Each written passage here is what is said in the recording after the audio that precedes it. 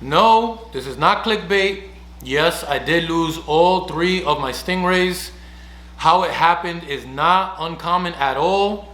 And honestly, I should have been prepared for it, especially when keeping a big tank like this with big expensive fish in it. We'll get into exactly what happened in a minute, but first I want to address the negativity that I know I'm bound to receive in the comments from people that would love to act as if they've been prepared for every single unforeseeable circumstance in their entire life. And when I say negativity, I mean straight hate, you know, leaving corny, condescending, inconsiderate little comments because your little tiny fingers couldn't leave the keyboards alone on your 20-year-old sidekick. You can keep hating while watching every single thing that I do, but keep that hate inside of you where it belongs, like a disease that it is. You will be blocked, not because your opinion means anything to me, but because I don't want your negativity spread to my community. My community has compassion and understanding, and I promise you, before I block you, you'll get roasted anyway. Now, constructive criticism, on the other hand, is always welcome and helpful. If you can help provide a better solution than I'm going to provide in this video, I'm all for it. Not only can it help me, but it might even help other viewers that are watching this video and reading the comments below. So what happened? I went away for a few days, almost 3 full days, and got back Wednesday evening-ish. And as soon as I walked into the fish cave, I noticed 2 dead stingrays at the bottom of the tank, with everyone else struggling to breathe at the top of the tank. I immediately started to panic, but I also realized what was going on because I could hear it. It was way too quiet in this room, so I knew that the sump was not running. So at the time, I was actually a little bit confused because all the lights in the room were on and the other tanks were on and filters were running.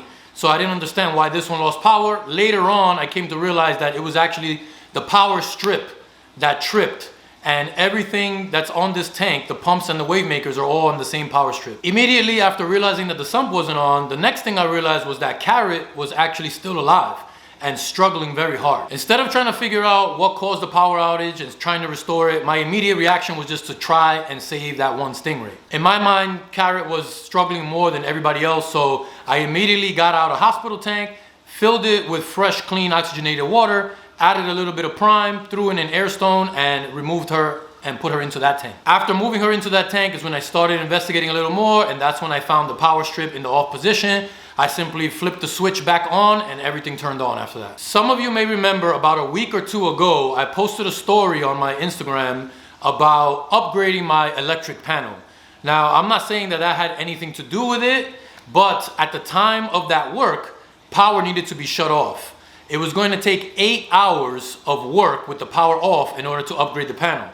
I still needed to run these tanks. So what we actually did was set up a temporary power from the roof and ran a line down into the fish cave right here so I can connect all my tanks to that one temporary power line. Well, I needed to gather some extra extension cords, some extra power strips, so that I can get everything connected to that one line. Long story short, when that job was completed and everything got put back the way it was supposed to get put back, I must have accidentally switched out one of the new power strips with one of the old power strips that I pulled out of the shed. And I'm just assuming that that old power strip maybe wasn't working well enough, and the tiniest little power surge may have caused its trip. Now, as of filming this, today is Thursday, and all of this happened yesterday. Last night, I was in total shock, and I was not in any mood to grab a camera and start filming anything. Let alone that I want to capture the sight of my dead stingrays on camera. I really just don't want to have that memory implanted in my brain. But I did initially decide to get some footage of Carrot in that hospital tank for the sole purpose of trying to educate you guys on what it would look like when a stingray is actually struggling to breathe and struggling to stay alive. Now, this footage might rub some people the wrong way, might even seem cruel, but if you receive it in the way that I'm intending it to be educational, so that if any of you ever did want to get a stingray and you notice this type of behavior, you would know exactly what's going on. So here it is. If you can see her spiracles, which are the 2 holes next to her eyes, they don't have much movement at all.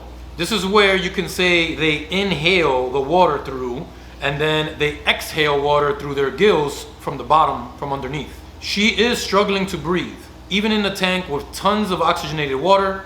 simply because it's just too late. She passed away shortly after this. Now I'm making this video for two reasons. One is to inform and update you guys on what's going on in the fish cave and what's going on with my tanks. This was a major loss for me, and last night was a really rough night. And while I didn't have my stingrays all that long, when you got the right kind of fish, they grow on you so fast. Doesn't matter how long you have them. All of us that keep fish and love fish know exactly what it feels like when you lose that beloved fish. And it sucks. It sucks for all of us. Sometimes we lose fish and there's just no reason why it happens. And sometimes that's actually the worst way to lose them, when you just don't have a reason why. In my case, in this case, I know exactly why it happened, and it still sucks, you know, because it's something that I could have prevented, but for many reasons, I wasn't prepared. The second reason for this video is to try and educate you guys in order to prevent something like this happening to you. As you can see, this can happen to anyone. As much as you want to think power failures don't happen around here, that's not going to happen to me, I don't really need to worry about it. Trust me when I say you do. And unfortunately, you might not realize how much you need to be prepared before it's too late. I am fully aware of the importance of having battery backups, which is why all of my other tanks have battery powered air pumps where it's monitoring the power, and the moment that power is gone, they kick on the battery power and supply oxygen to the tanks. Only problem is I never got around to installing that in the 450. My new MP40 wave makers are even capable of adding a battery backup accessory so that the wave makers would stay on during a power outage. I even have a Neptune Apex system sitting in my closet right now, which would have alerted me of a power outage. So many things in my possession that could have prevented this, and I just kept taking my time to get it done. I just kept putting it off, doing more important things. You know, I'll do it next weekend, I'll do it when we get back, I'll do it after the water change, blah, blah, blah. Just straight procrastination. I kept telling myself that I had time to do it until I ran out of time. The biggest favor I can ask you right now is to not let my 3 stingrays have died in vain. Please learn from my experience, learn from my mistake. Protect your fish from this inevitable disaster. You will lose power for one reason or another. If this video can inspire you to do what you know you need to do, then Scuba, Cookie, and Carrot can rest in peace.